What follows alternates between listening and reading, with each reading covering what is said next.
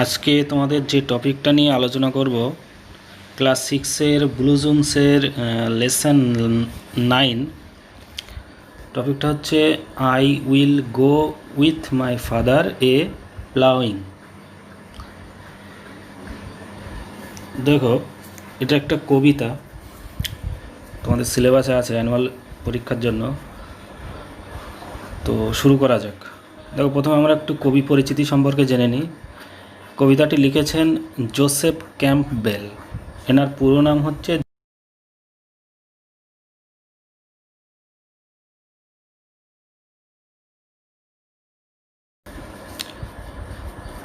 দেখো, Joseph John Campbell was a famous Irish poet and lyricist. দেখো, Irish poet and lyricist. Irish কাদের বলে? যারা আয়ারল্যান্ডে বাস করে। আয়ারল্যান্ডের অধিবাসীদের বলা হয় আইরিশ।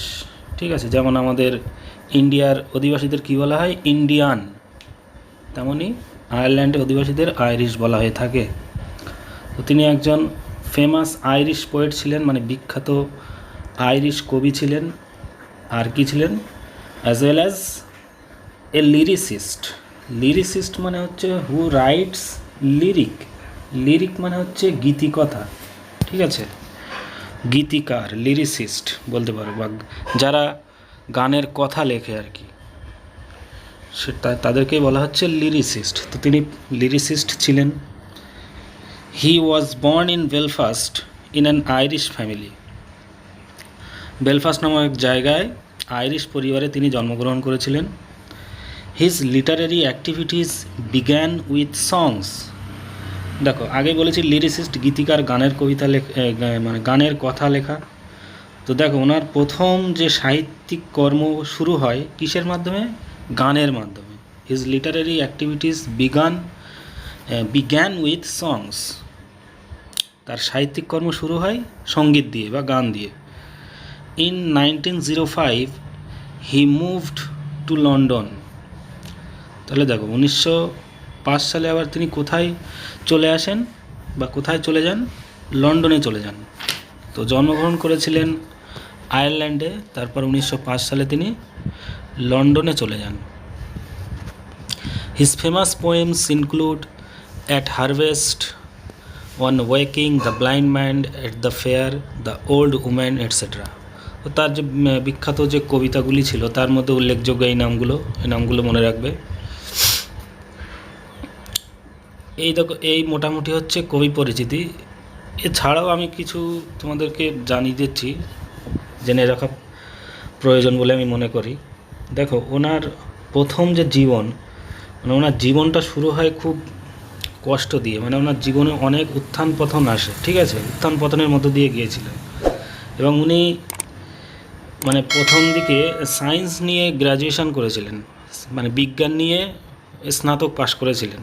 ঠিক আছে, জোসেফ ক্যাম্পবেল। তারপরে কি করেন? সেই বিজ্ঞান নিয়ে পড়ার পর, স্নাতক ডিগ্রি পাশ করার পর তিনি আবার ইংরাজি সাহিত্য নিয়ে আবার বিএও করেছিলেন। মানে বিএ মানে ব্যাচেলার অফ আর্টস, সেটা মানে গ্র্যাজুয়েশন বলতে পারো, বিএ পাশ করেছিলেন। আর মেডিভেল লিটারেচার, মেডিভেল মানে হচ্ছে মধ্যযুগ। ঠিক আছে, মেডিভেল লিটারেচার নিয়ে মানে মধ্যযুগকালীন যে সাহিত্য, সেই সাহিত্য নিয়ে তিনি আবার এমএ পাশও করেছিলেন। ঠিক আছে, আর কি করেছিলেন? তিনি একজন ভালো অ্যাথলেটিক ছিলেন, দৌড়াতে পারতেন ভালো, সফল দৌড়বিদ ছিলেন বলতে পারো। মানে খেলার মাঠে অনেক পুরস্কারও তিনি জিতেছিলেন। ঠিক আছে, আর কি করেন? তিনি সেন্ট লরেন্স কলেজে আবার অধ্যাপনাও করেছিলেন। সেন্ট লরেন্স কলেজ,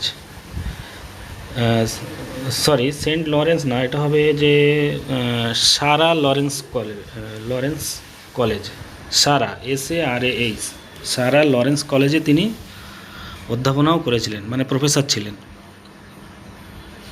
ঠিক আছে, এই মোটামুটি ওনার জীবন কাহিনী। তারপরে দেখি কি বলছে। Match column A with column B। এ কলমের সাথে বি কলমকে মেলাতে হবে। দেখো, ব্ল্যাক স্মিথ মানে কি? যারা লোহা লক্কর নিয়ে কাজ করে। ঠিক আছে, আর হকার, হকার মানে কি, যারা মাথায় ঝুড়ি চড়ে বা ট্রেনে বাসে তোমরা যেসব দেখো হকার, বা পাড়ায় পাড়ায় অনেক সময় আসে।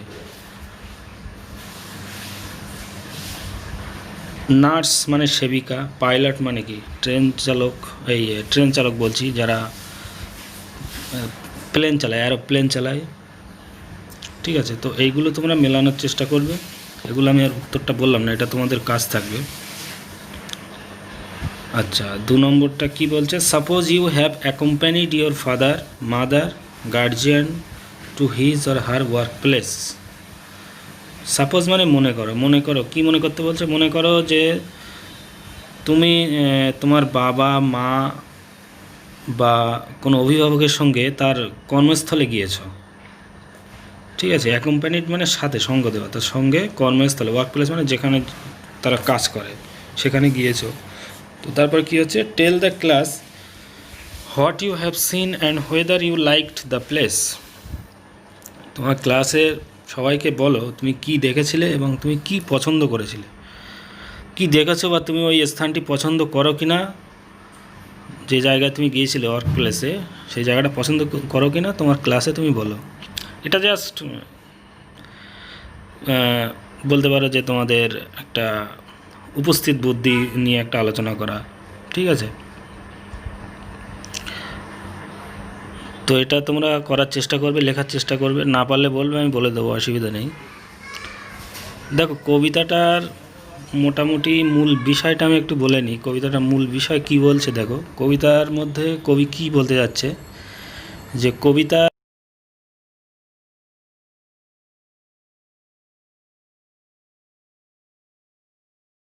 হচ্ছে যে তিনি তার বাবার সাথে মাঠে যাবে চাষ করার জন্য বা কৃষিকাজ করার জন্য, এবং সেই মাঠটা কোথায় ছিল, সমুদ্রের পাশে ছিল।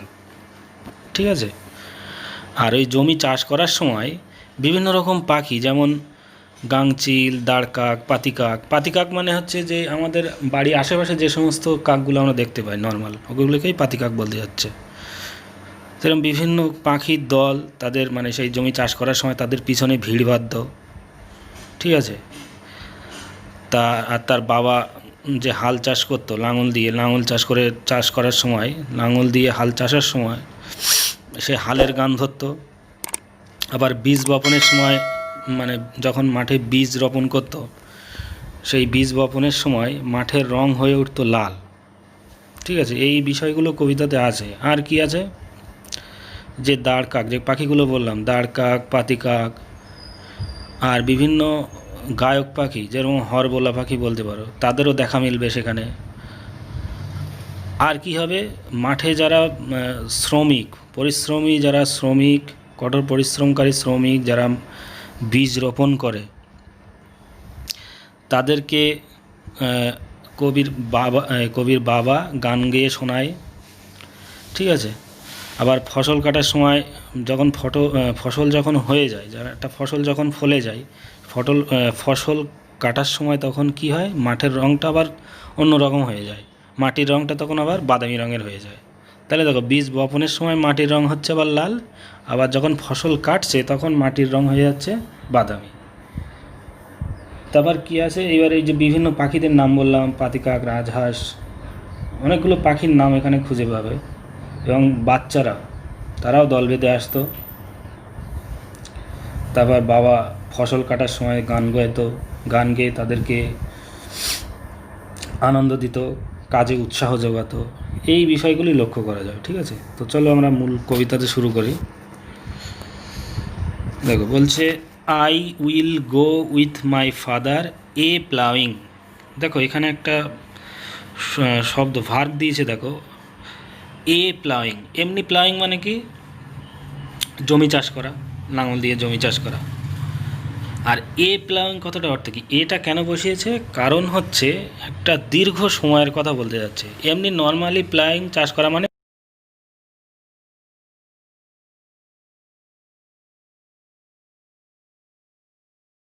জমি চাষ করবে, সেইটা বোঝানোর জন্য এ প্লাউইং কথাটা ব্যবহার করছে। অনেক দীর্ঘ সময়ের কাজ, লং ডিউরেশন। ঠিক আছে, I will go with my father A ploughing. Ploughing তাহলে কি বলছে যে আমি আমার বাবার সাথে যাব জমি চাষ করতে। To the green field by the sea, সবুজ মাঠে সমুদ্রের ধারে, ঠিক আছে। And the rooks and the crows and the seagull will come flocking after me. এবার কি বলছে, রুকস। রুকস মানে কি? রুকস হচ্ছে এক ধরনের পাখি, যেটাকে আমরা বলি দাঁড় কাক। র্যাভেন যেটা বলে র্যাভেন, তোমরা পড়ে থাকতে পারো। অ্যান্ড দ্য ক্রোজ যেটা বলেছিলাম পাতি কাক, ঠিক আছে। দাঁড় কাক, পাতি কাক এবং সিগাল যেটা বললাম গাংচিল, তারা দল বেঁধে আমার পিছনে আসবে। ফ্লকিং মানে দল বেঁধে আসা, ঠিক আছে। দল বেঁধে আমার পিছনে তারা আসবে, ঠিক আছে। আর কি হচ্ছে, I will sing to the patient horses। কবি বলছে আমি গান গাইব কাদের প্রতি?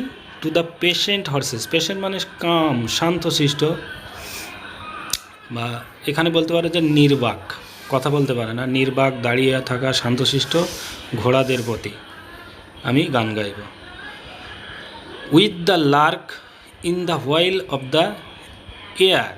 উইথ দ্য লার্ক, লার্ক মানে হচ্ছে এক ধরনের গায়ক পাখি, a kind of singing bird, ঠিক আছে। গায়ক পাখি, লার্ক পাখির সাথে গান গাইব। In the while of the year,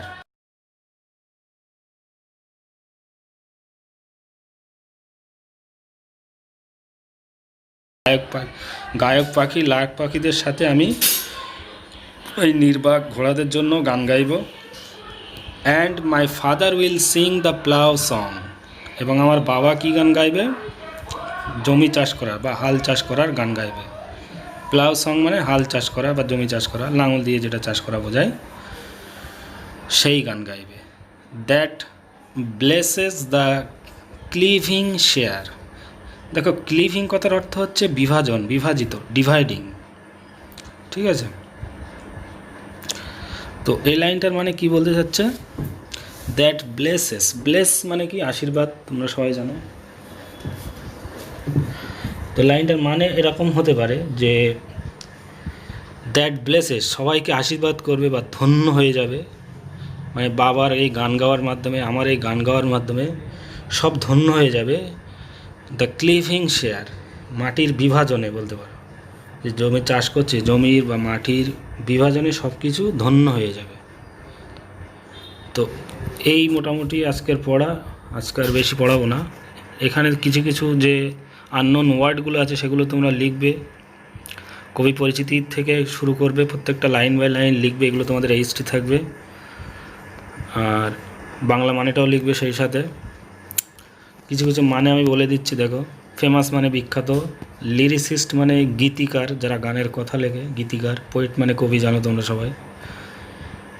literary activities মানে সাহিত্যিক কর্ম, সাহিত্যিক কার্যকলাপ, ঠিক আছে। হিজ ফেমাস পোয়েমস ইনক্লুড, দেখো বিখ্যাত যে কবিতাগুলি, ইনক্লুড মানে হচ্ছে সাথে বা সঙ্গে। এই কবিতা কী কী কবিতা, সেই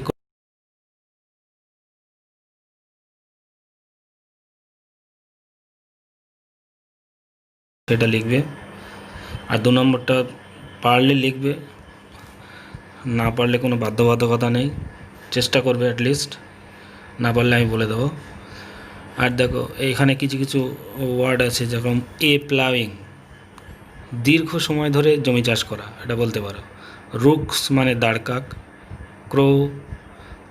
ক্রো মানে হচ্ছে পাতি কাক, নর্মাল যে কাকগুলো হয়। সিগাল মানে গাংচিল।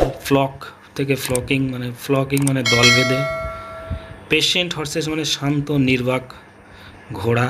লার্ক মানে হচ্ছে এক ধরনের গায়ক পক্ষী বা গায়ক পাখি, ঠিক আছে। ব্লেস আশীর্বাদ। ক্লিভিং মানে বিভাজন বা বিভাজিত করা, ঠিক আছে।